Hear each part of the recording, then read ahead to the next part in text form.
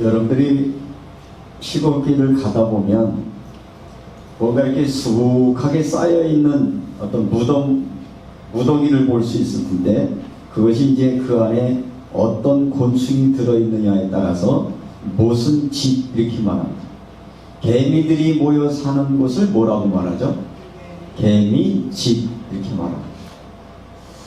벌들이 모여 있는 집을 뭐라고 말하죠? 벌집. 그러면 여러분의 집 그러면 어떤 생각이 떠오릅니까? 사람이 연상이 됩니까? 아니면 건물이 연상이 됩니까? 동물들은 그 동물 자체를 이야기해요. 개미집 그러면 개미가 사는 집이구나 이런 생각을 하는데, 언제부터인가 사람의 집은 의미가 퇴색되기 시작을 했어요. 사람이 살아서 사람이 주인인 집이 아니라 그걸 구성하고 있는 환경 여건이 마치 사람보다 더 커 보이는 그런 변형된 형태로 사람들에게 나타나기 시작했다는 거죠. 그래서 여러분도 가만히 한번 상상해 보면, 여러분 우리 집 이런 단어를 들으면 여러분들이 딱 떠오를 때, 우리 집 했을 때 거기에 어머니가 있고 아버지가 있고 가족이 생각나는 사람은 건강한 가족 관계를 형성하는 사람인데, 집 그랬을 때 뭔가 건물이 생각이 나거나 아니면 건물에 대한 불평의 마음이 생긴다라고 하는 것은 우리가 가족 관계에 무언가 문제를 가지고 있다 이렇게 보시면 맞을 것입니다.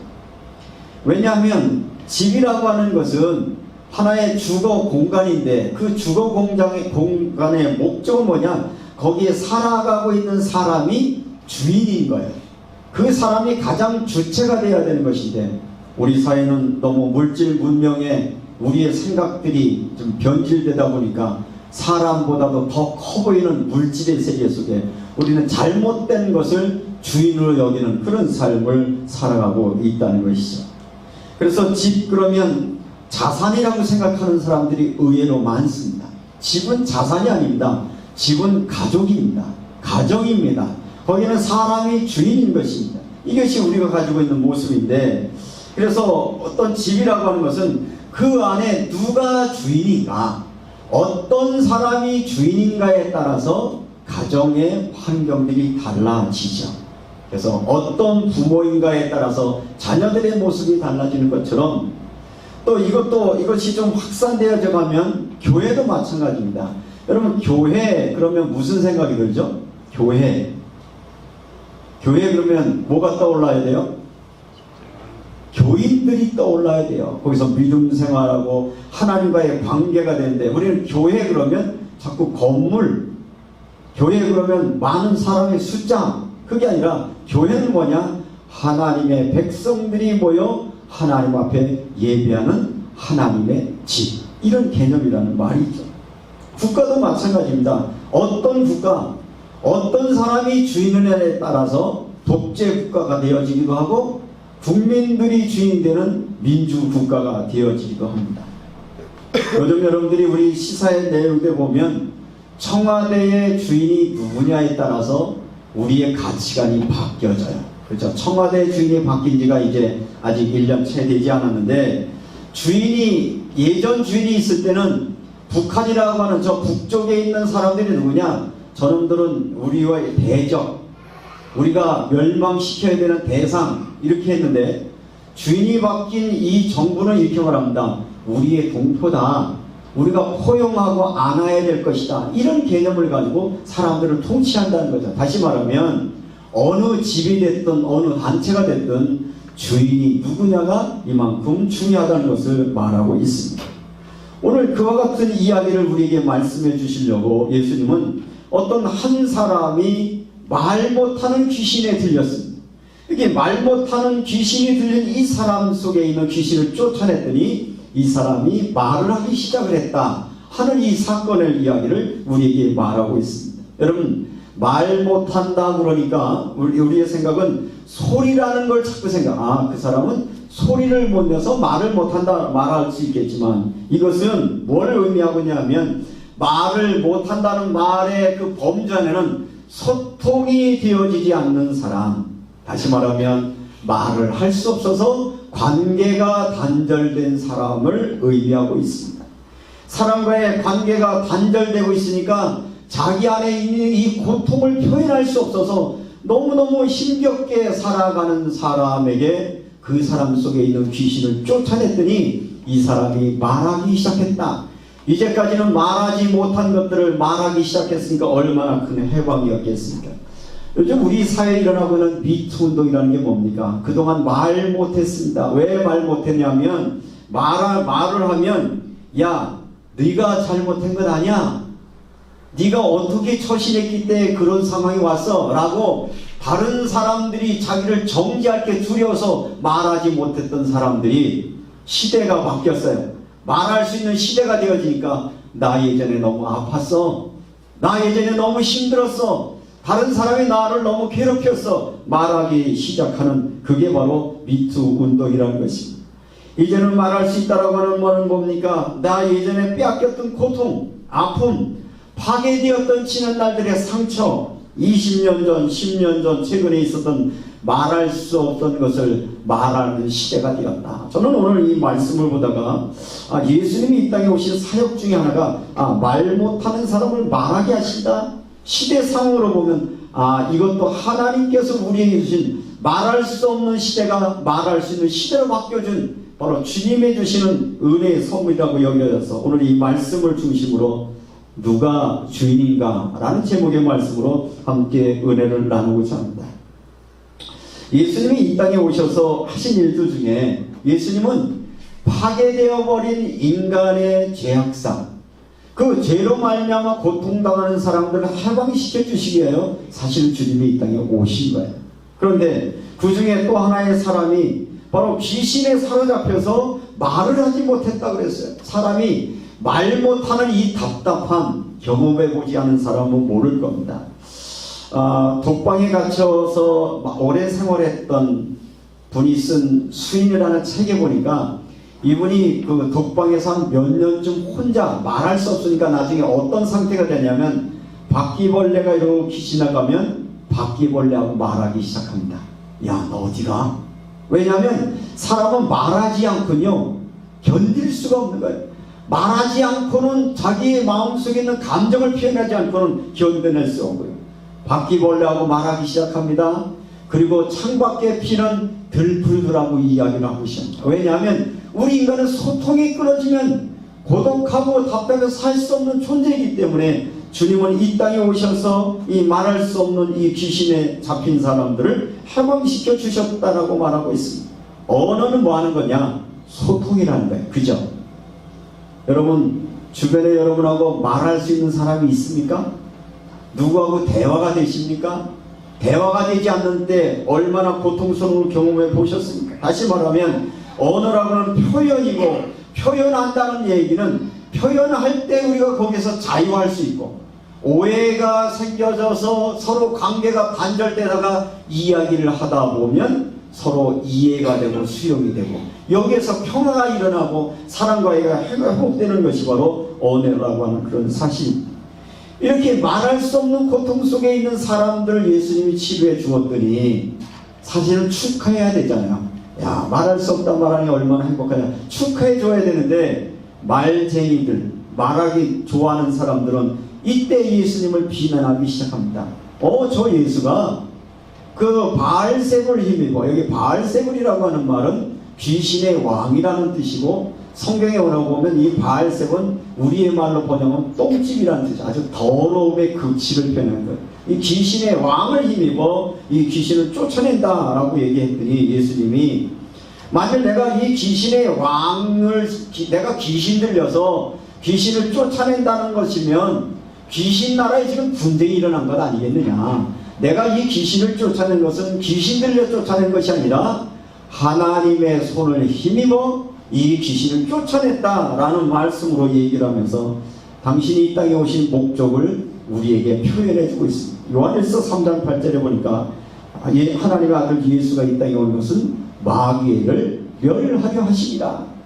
하나님 떠나버린 우리 인간들을 장악해서 우리의 삶을 온전히 살지 못하게 하고 사람들을 괴롭히고 사람과의 관계를 무너뜨리는 이 악한 세력을 무너뜨리는 그리스도로 오셨음을 우리에게 선언하고 있습니다. 그러면 오늘 이 한 사람의 이야기를 좀 구체적으로 말씀을 드리면, 이 한 사람은 귀신에 잡혔다고 그랬어요. 자, 귀신에 잡히면 어떤 현상이 일어나냐면 귀신이 시키는 대로 하게 돼 있어요. 그러니까 그 사람의 생각 속에, 그 사람의 삶 속에 누가 주인인 거죠? 귀신이 주인인 거예요. 성경은 이렇게 말합니다. 여러분들 예수 믿고 구원받으라는 말은 교회에 와서 착한 사람으로 살아라 말도 포함되어 있지만, 예수 그리스도를 통하여 우리가 구원받지 아니한 사람들은, 하나님 떠나버린 인간의 원래 죄 속에 있는 사람들은 누구든지 마귀의 종로로 타며 살아갈 수밖에 없다라고 하는 원론적인 이야기를 말하고 있는 것입니다. 그래서 마귀는 어떤 존재입니까? 요한복음 8장 40절에 거짓말쟁이. 마귀에 사로잡힌 사람은 속는 거예요. 스스로 속기도 하고 마귀에 속기도 하고. 이 마귀라고 하는 이 존재는 거짓말쟁이이고, 그가 하는 것은 살인자예요. 뭐 하는 거예요? 사람을 죽이는데 어떻게 죽이냐? 하나님과의 관계를 단절시켜버리고, 하나님과의 관계가 단절된 사람은 사람과 사람 사이의 관계를 또 단절시켜서 사람들을 힘들게 하고 사람들을 해하는 일들을 감당하는 것이 마귀의 일이라는 것이죠. 그리고 거짓의 아비이기 때문에 하는 것 자체가 거짓말쟁이가 되어진다라고 하는 것을 이야기하고 있습니다. 그런데 여러분들이 이제 오해하지 말아야 되는 것은, 그러면 말 못하는 게 귀신 들렸다고 하니까 여러분들이 귀신이라고 하는 것을 우리 동양적인 사고로 귀신을 상상할 수 있어요. 여러분 귀신 얘기 옛날에 좋아하셨죠? 주로 아는 귀신이 어떤 귀신이에요? 처녀 귀신, 총각 귀신, 뭐 목매달아 죽은 귀신, 달걀 귀신 뭐 이런데, 사실은 성경에서 얘기하는 이 귀신이라고 하는 개념은 우리가 알고 있는 그런 거와는 조금 차이가 있음을 여러분 이해하실 필요 있어요.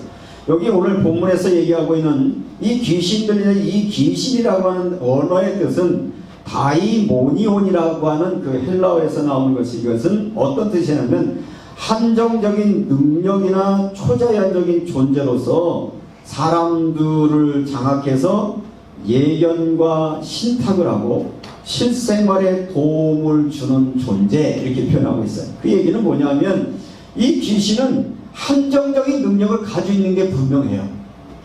여러분이 갖지 못한 능력이 분명히 있어요. 초자연적인 능력을 가지고 있어요. 그래서 이 귀신은, 귀신이 들리면 미래에 대한 예견을 하기도 한다고 해요. 지난주에 제가 간포에 갈 일이 있었는데, 그때 아마 대보름쯤 되었던 것 같아요. 간포에 가면 무열왕릉이 있죠. 바다에 수장되어 있는 왕의 능이 있는데, 그 앞에 보름이 되어지면 전국 각지의 유명한 무당들이 모입니다. 그래서 한 3박 4일, 2박 3일 구슬하는데, 예전에 제가 한번 갔을 때 보니까 보통 이제 기업인들이 이 구슬 펴면 한 구판에 벌어진 게 한 1,000만에서 한 3,000만원 정도 구판이 벌어지는데, 거기는 3명 정도 무속인들이 오면 밤새도록 구슬하죠. 왜 하죠? 뭐 해달라고? 사업 잘 되게 하려고, 번성하게 해달라고, 미래가 불안하니까 나를 좀 지켜달라고, 몸이 아프니까 나를 좀 고쳐달라고. 왜냐하면 뭔가 이 절대자가 그 일을 할 수 있다라고 여기는데, 거기에 이제 등장하고 있는 이 귀신 들렸다라고 하는 분들을 우리의 표현으로 이제 무속인, 무당 이렇게 얘기하는데, 무당들은 특징이 뭐냐면 자기에게 들린 거에 따라서 이름을 붙여요.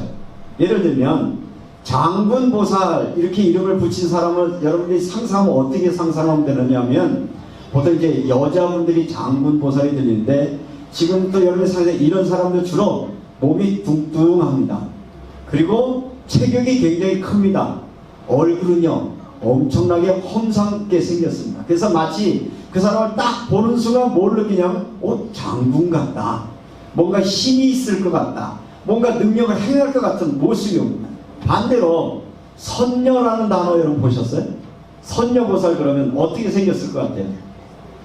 야리야리하게 생겼습니다. 아주 약하게 생겼습니다. 그래서 잘못 착각하면 선녀나 뭐 천사를 상상할 만큼. 그래서 사람들이 그 외형이나 그의 말과 표현을 보면서 뭐라는 거예요? 우리가 갖지 못한 뭔가 능력을 가지고 있다라고 생각하게 만드는 것이 귀신의 역사라고 하는 것입니다. 복음 시대에도 그러면 이 귀신의 일들을 어떻게 이야기를 하셨냐면, 여러분들이 이제 돌아가셔서 사도행전 17장 16절에서 21절 말씀을 보면, 바울이 그 아테네, 지금으로부터 아테네인데 예전에 성경은 아덴이라는 것이죠. 아덴의 아레오바고 언덕에서 많은 철학자들과 논쟁을 벌이는 장면이 나옵니다. 당시에 이 아테네가 철학의 도시라고 말하는데, 이 철학이라는 게 뭐냐, 인간이 뭐냐, 인류의 근원이 뭐냐라는 것을 고민하는 것인데, 여기에 등장하고 있는 에피쿠로스라고 하는 학파들과 논쟁을 벌입니다. 이 에피쿠로스라고 하는 것은 어떤 사람이냐면, 에피크레이오스라고 하는 사람이 있었는데, 이 사람은 BC 341년에서 271년까지 있었던 사람의 추정자들을 얘기하고 있는데, 이 사람들은 어떤 철학을 가지고 있냐면, 인간의 최고의 선이 뭐냐? 인간의 최고의 선은 쾌락이다 라는 철학을 가지고 있습니다. 다시 말하면 인생이 가장 행복한 것은 뭐냐? 쾌락을 느끼는 거다. 이게 철학이라는 거예요. 그래서 이런 철학을 따르는 사람들의 삶은 어땠을까요? 어떤 모양이든지 쾌락을 얻을 수 있다면 무슨 짓이라도 하는 거죠. 사람을 상대하든지 어떤 상황을 대하는 즐거움을 위해서는 모든 것을 해도 그것이 마치 신처럼 여겨지는 이런 철학의 사상을 가지고 있었고요. 그와 반대로 스토아 철학학자들이 있었는데, 이들은 바로 반대 개념으로 금욕주의에서 쾌락적인 거 하지 마라, 이거 하지 말라, 저거 하지 말라, 이런 상황 속에 있었었는데, 마치 우리나라에도 이런 철학과 같은 사상들이 사람들의 마음속에 있어서, 옛날에 어렸을 때 어른들이 노래 부르는 노래 가락 중에 이런 노래가 있어요. 노새 노새 젊어서 노새 늙어지면 못나나니, 뭐 어쩌자는 거예요? 늙기 전에 젊었을 때 즐기자는 얘기죠. 이게 쾌락주의라는 겁니다. 내가 즐거울 수 있다면 뭔 짓을 하는 것이 그게 행복함이냐? 그러니까 오늘날 이 땅에 수많은 사람들 속에 누가 살이 닿고 있느냐, 이런 철학적인 생각들, 이런 잘못된 가치관을 가지고 있는데, 이 배후에 누가 존재하느냐? 여기 배후에 사단이 존재하고 있다라고 하는 것을 오늘 예수님이 성경에서 말씀하고 있다는 것이죠. 이때 당시에 바울이 예수의 부활에 대해서 말씀을 가르치니까 그 사도행전에 다른 이들이 뭐라 하면, 이 자는 이방 신단을 전하는 자인가 보다 라고 하면서 예수에게 달려들었습니다. 다시 말하면 이 귀신이라는 단어는 뭔가 그들의 눈에는 예수도 어떤 눈으로 봤느냐면, 이 귀신이라고 쓴 단어 다이모니온이라고 하는 단어를 똑같이 썼단 말이죠. 그런데 성경은 이 악령 귀신에 대해서 왜 귀신이라고 말하냐면, 하나님은 누구세요? 유일하신 한 분이시거든요. 하나님은 여호와 하나님 한 분밖에 없기 때문에 하나님 아닌 것이 하나님 흉내를 내는 것을 성경은 한마디로 표현하면 사단이라고 말하고 귀신이라고 표현하고 있다라고 하는 것을 여러분들이 이해를 하시고 오늘 말씀을 이해하시면 되겠습니다. 그런데 오늘 이제 본문에서 이야기하는 이 이야기 내용들을 쭉 진행을 하다가 오늘 성경 본문에 나오니까 24절에 보니까 더러운 귀신이에요. 자, 귀신은 어찌됐든 더럽다. 왜 더러우냐? 인간을 파괴한다. 하나님의 형상을 무너뜨린다.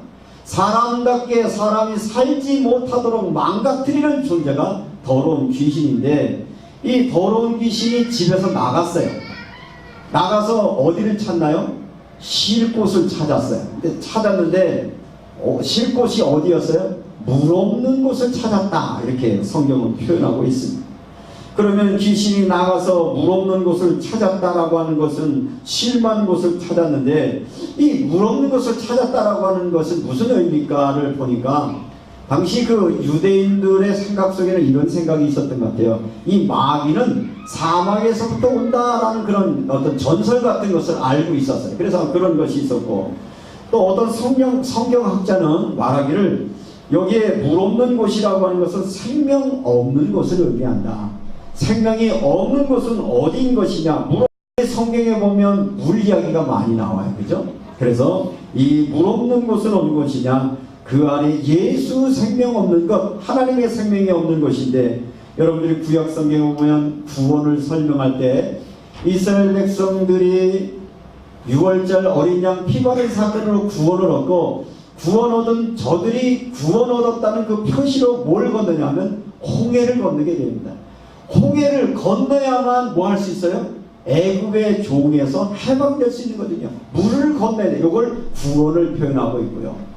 광야 생활하던 이스라엘 백성들이 요단강 앞에 서서 가나안 땅으로 들어가죠. 그러면 가나안 땅은 뭐 하는 것입니까? 하나님이 온전히 다스리는 땅이거든요. 하나님이 온전히 왕이 되시고 주인 되셔서 다스리는 땅을 가나안 땅을 말할 때 이 얘기는 구원받은 자가 완전히 하나님의 나라의 통치를 받을 수 있는 그것. 그래서 예수님이 이 땅에 오셔서 구원자의 사역을 감당하시려고 예수님도 세례 요한에서 요단강에서 세례를 받으시죠.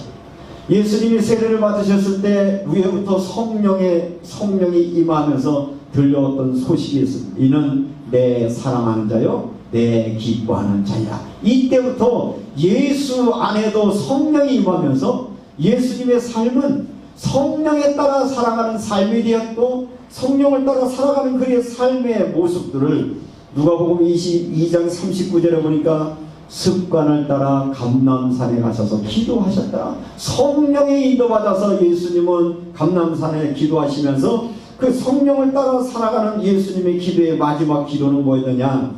아버지여 만일 아버지의 뜻이시거든 이 잔을 내 위에서 옮기시옵소서. 그러나 내 원대로 마시고 아버지의 뜻대로 하옵소서. 아버지의 뜻 앞에 온전히 순종하는 단계까지 이르는 것.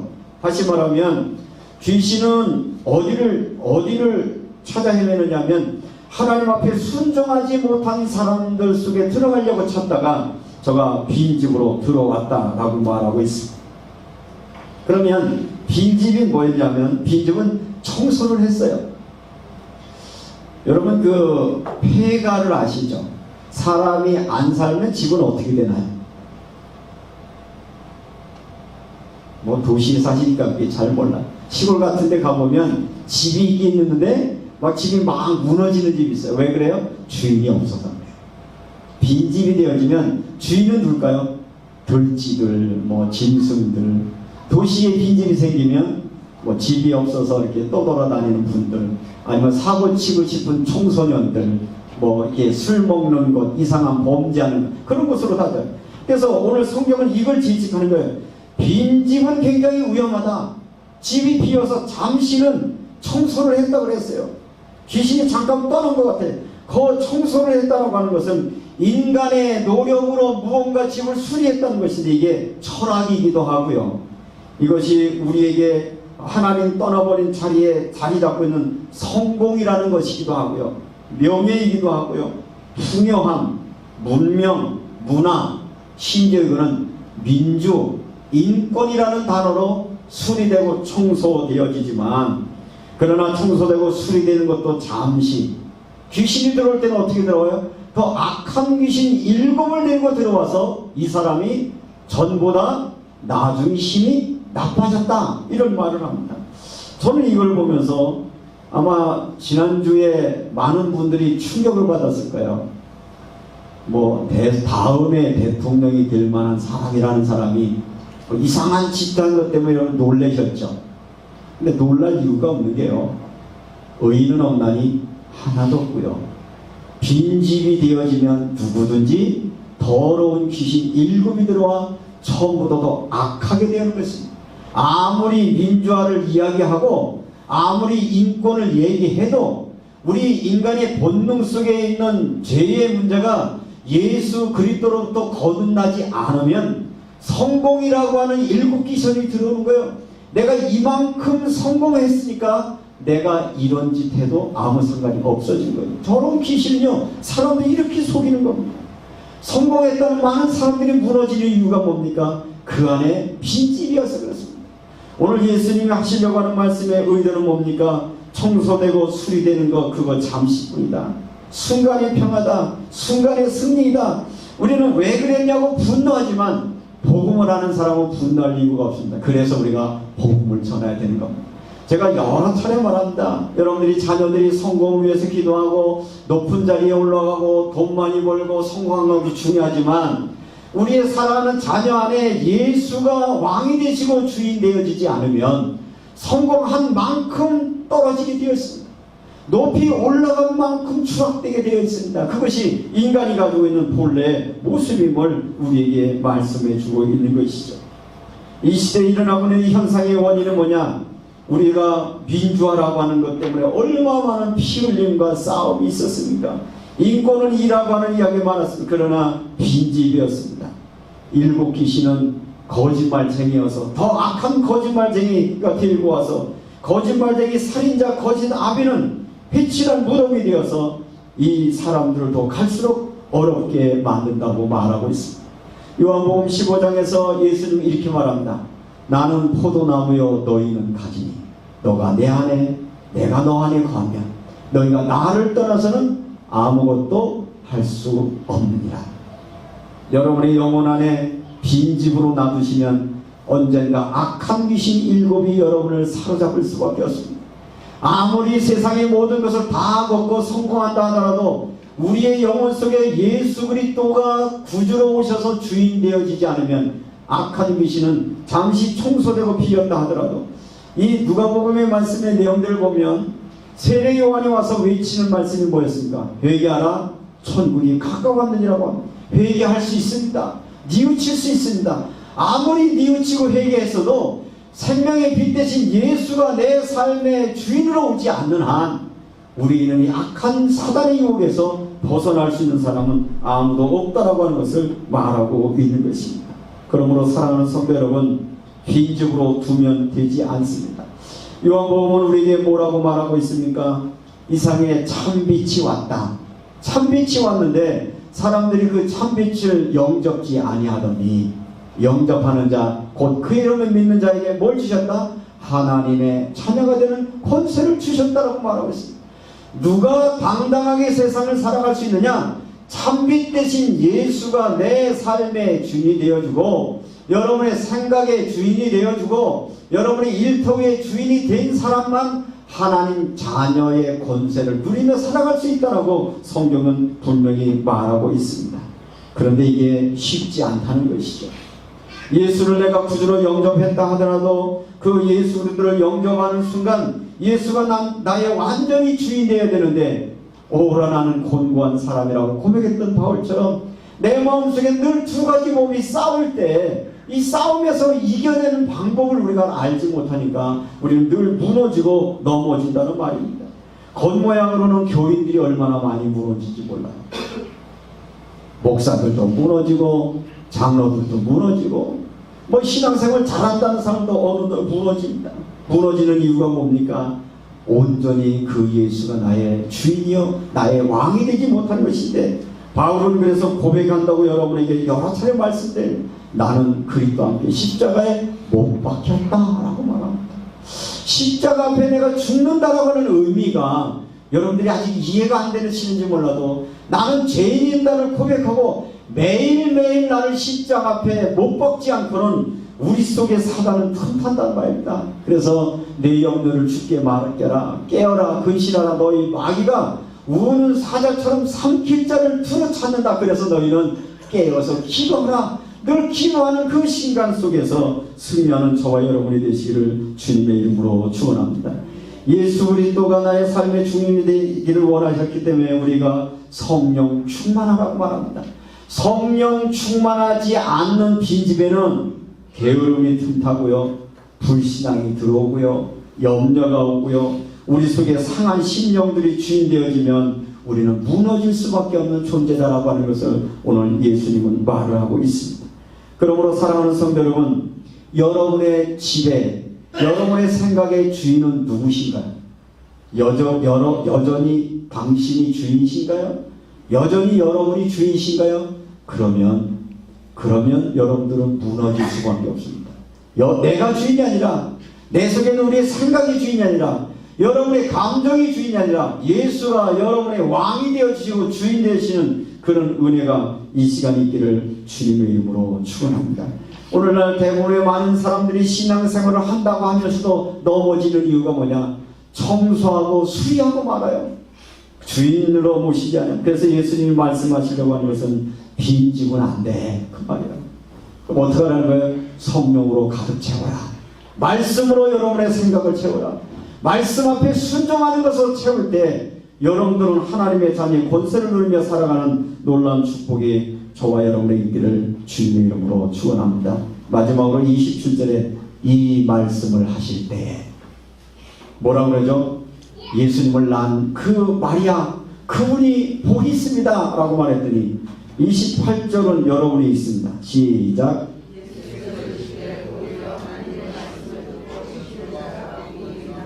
어떤 사람이 복 있는 사람입니까? 오늘 말씀을 듣고 지키는 자입니다. 뭘요? 하나님, 내 마음이 비어서, 요즘 마음이 허해, 마음이 공허해, 염려로 가득 차, 슬픔으로 가득 차, 그 빈 마음 비워서 되는 일이 아니에요. 그 여러분의 마음에 예수를 영접하십시오. 예수가 여러분의 삶의 주인이 되십시오. 성령으로 충만하시고 성령의 은혜 가운데 충만한 역사가 여러분의 있기를 주님의 이름으로 축원합니다. 하나님의 자녀에게 권세를 줬습니다. 하나님의 자녀가 되는 권세 중에 하나가 뭡니까? 말할 수 있는 겁니다. 뭘 말합니까? 하나님 앞에 말하기를 시작하십시오. 왜 자녀인데 하나님 앞에 말하지 않습니까? 귀신 들려고 했어요. 그래서 지난주에 예수님은 이렇게 기도하라고 가르쳐 주셨죠. 뭐라고요? 아버지 이름이 거룩히 여김을 받으시오. 하나님과 말해야 돼요. 그래야 여러분들이 거기서 벗어날 수 있습니다. 나에게 나라가 임하게 하시옵소서. 내 마음과 생각과 내 일터와 가정 속에 주님이 다스려 주십시오.